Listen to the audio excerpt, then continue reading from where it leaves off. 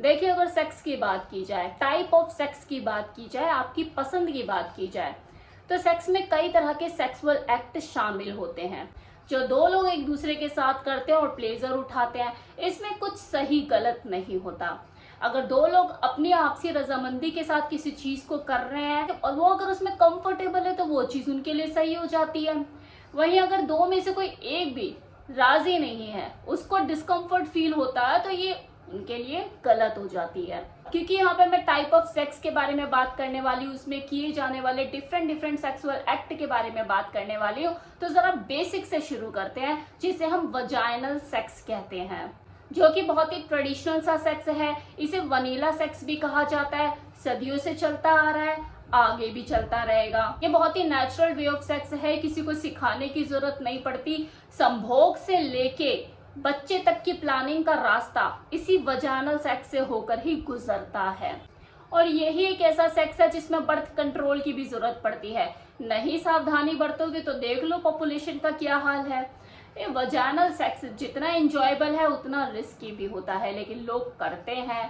भाई, परम सुख, वो तृप्ति, वो संतुष्टि, वो आनंद कौन नहीं चाहता।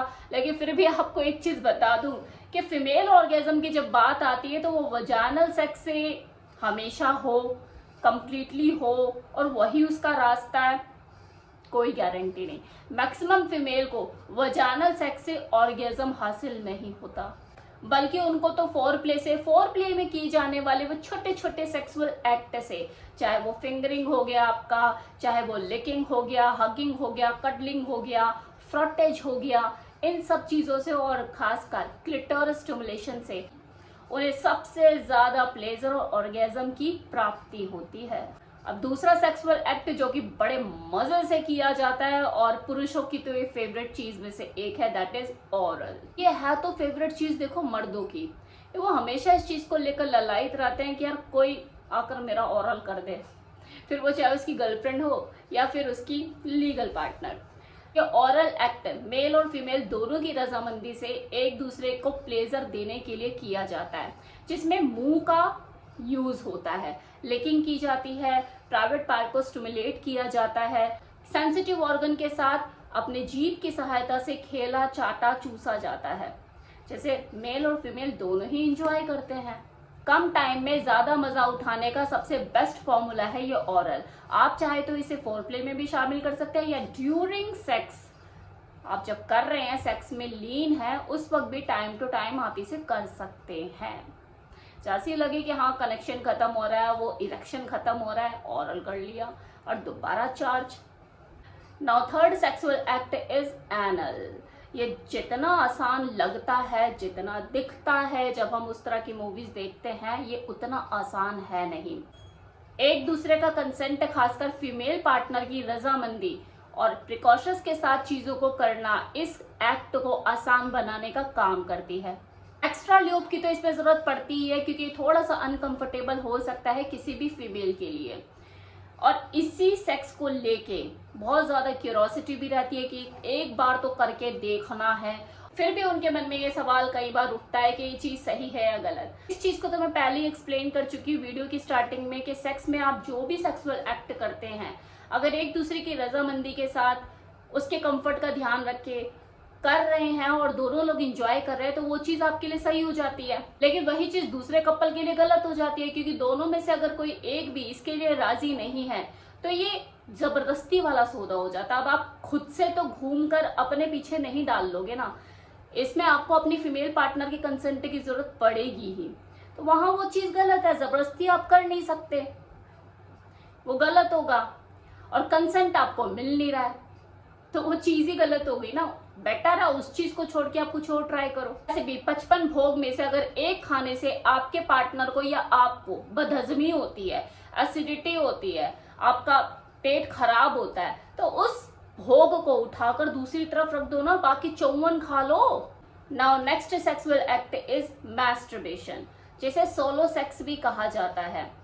ये खुद से खुद को प्लेजर देने का तरीका है। ऐसा सेक्सुअल एक्ट है जो ना केवल आपको सेल्फ सेटिस्फेक्शन देता है, बल्कि आपको अपनी बॉडी को एक्सप्लोर करने का, अपनी जरूरतों को समझने का भी एक मौका मिलता है। यार आप दूसरे को कैसे समझाओगे कि आपको क्या अच्छा लगता है जब आपको यही नहीं पता लगेगा कि आपकी बॉडी की रिक्वायरमेंट क्या, आपको क्या अच्छा लगता है, क्या चीज आपको अराउज करती है, क्या चीज आपको एक्साइट करती है। अब उसके लिए आप किसी दूसरे का इंतजार करोगे क्या? आपको खुद भी तो सेल्फ लर्निंग होनी चाहिए ना कि आपको क्या चीज अच्छी लगती है, आपकी बॉडी की रिक्वायरमेंट क्या है। लेकिन इस सोलो सेक्स को, इस मास्टरबेशन को करने का भी अपना एक सही तरीका होता है। ऐसा नहीं कि हाँ बस हिला और खत्म, एक ड्यूटी सी पूरी कर दी। वो तो फिर पूरी दुनिया कर ही रही है ना, लगी हुई है, कोई बाथरूम में जाके लगा हुआ है, कोई कमरा बंद करके लगा हुआ है, कोई दीवार या झाड़ियों में लगा हुआ है, वो चीज नहीं।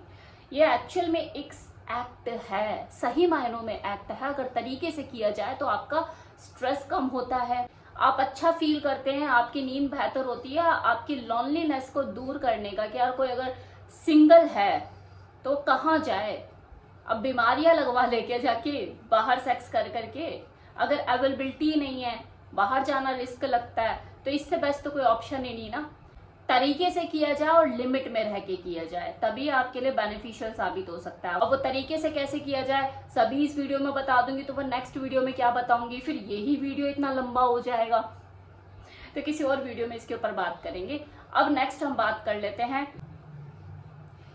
Now next sexual act is outer course. बाहर से बॉडी पार्ट को रब करना, किस करना, उसके साथ प्ले करना, सेंसिटिव अंगों को के अंदर एक्साइटमेंट पैदा करना, फ्रॉटेज करना, एक दूसरे के ऊपर चढ़ना उतरना, लेकिन कपड़े नहीं उतरना। इसमें किसिंग, रबिंग, फ्रॉटेज, वो dry humping, cuddling, deep intimacy शामिल होती है। कि उस वक्त आप पूरी तरह से खुले नहीं हुए और खोलना है भी नहीं आपको, because it is a outer course. तो वो एक्साइटमेंट बनी रहती है कि हाँ ऊपर से चीजों को करना है। और ये होगा भी कहाँ, जब आपको मौका मिले। घर में तो मौके मिले ना मिले, वो तो क्या है कि आप वहां पे निवस्त्री हो जाओगे, क्योंकि आपका प्राइवेट प्लेस है, आपका निजी जगह है आपकी, और वहां पर आप कपड़े नहीं उतारोगे तो कहाँ उतारोगे। लेकिन ये बेसिकली होता वहां पे, और सबसे ज्यादा एंजॉयबल ये तब होता है जब आपको कहीं मौका मिल जाए, और वो ऐसा मौका कि आप कपड़े नहीं उतार सकते लेकिन हाँ बाकी सब कुछ कर सकते हो, जैसे गाड़ी या कोई पब्लिक एरिया लाइक कोई मॉल या फिर सिनेमा हॉल, मॉल जाकर आपने कोई कोना पकड़ लिया, या आप किसी रेस्टोरेंट में बैठे हुए हो लेकिन वहां पे दूर का कोना आपने पकड़ लिया जहां पे सिर्फ अंधेरा ही अंधेरा है, ऐसी कोई आपने सीट रिजर्व कर ली। इस तरह की चीजें, इस तरह की जगह पर ये चीजें बहुत इंजॉयबल होती है, जब नीचे सारे काम होते हैं और कपड़े पहने हुए होते हैं और वो एक्साइटमेंट बढ़ रही होती है। कुछ करना भी चाहो तो नहीं कर सकते क्योंकि जगह ऐसी है, सिचुएशन या माहौल ऐसा है कि कपड़े आप उतार नहीं सकते, और एक्साइटमेंट का लेवल आप लोगों का बढ़ता जा रहा है। तो इससे बढ़िया प्लेजरेबल या एक्सपीरियंस कुछ हो सकता है, तो ये आपको आउटर कोर्स प्रोवाइड करता है। ये एक ऐसा सेक्सुअल एक्ट होता है जो कहीं भी किया जा सकता है। थोड़ा सा भी अगर आपको आपके हिसाब का माहौल मिल गया तो आप इसे एंजॉय कर सकते हैं। फोन सेक्स, दुनिया पगलाई हुई है, बातों वाला फोर प्ले करके फोन पे मजा उठाया जाता है। अब किसी के लिए तो ये मजबूरी हो सकती है करना कि भाई लॉन्ग डिस्टेंस रिलेशनशिप में है, इतने महीने बाद आना जाना होता है, तो बंदा करे क्या। चलो फोन ही एक जरिया है, वो उससे वीडियो कॉल पे भी बात करेगा, वॉइस कॉल पे भी बात करेगा, सेक्सटिंग भी करेगा, डर्टी टॉक भी करेगा। लेकिन वो लोग जो कि हर 15 दिन बाद मिल लेते हैं, वो भी फोन सेक्स के लिए पगलाए रहते हैं, एक नया एक्सपीरियंस लेने के लिए। और ये काफी मजेदार भी होता है, आपको एक दूसरे के साथ खुलने में भी मदद करता है। बहुत सी ऐसी चीजें होती है जो हम एक साथ रह के जब सेक्स कर रहे होते हैं तो कुछ चीजों को लेकर काफी झिझक होती है, हम खुलकर बोल नहीं पाते। ये फोन सेक्स, सेक्सटिंग आपको मौका देता है एक दूसरे से खुलने का। आप फोन पे एक दूसरे के साथ बेशर्म हो सकते हो, डर्टी टॉक कर सकते हो, वो फैंटेसी जो आप सामने नहीं बता पा रहे एक दूसरे को, फोन पे बता सकते हो। ये फोन पे एक दूसरे के साथ खुलकर बात करना आपको और ज्यादा खुलने में मदद करेगा, ताकि बेड पे शर्म के पर्दे खुल सके। लेकिन एक चीज का ध्यान जरूर रखें, मैं मेल और फीमेल दोनों के लिए कह रही हूँ कि आपको ये पता होना चाहिए कि आप फोन सेक्स कर किसके साथ रहे हो, वो इस लायक भी है या नहीं। एक जैसे नहीं रहते। आज जो आपके साथ अच्छा है, पता नहीं 4 दिन के बाद कैसा होगा, और फिर बाद में वही ब्लैकमेलिंग, मैनिपुलेटिंग। न्यूज तो आप भी देखते होंगे, सोशल मीडिया पे तो हर कोई है, आए दिन न्यूज वायरल रहती है, तो इन चीजों से बचें।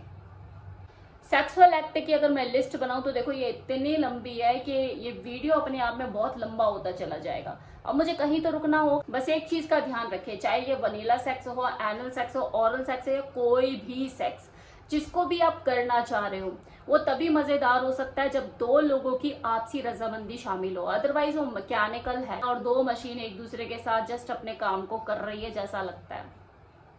इससे बेटर तो ये है कि आप सेक्स ही ना करें, क्योंकि उससे जो बेनिफिट मिलने वाले होते हैं कि सेक्स से भी आपको कुछ ना कुछ फायदा ही मिलता है ना, शारीरिक तौर पे, मानसिक तौर पे।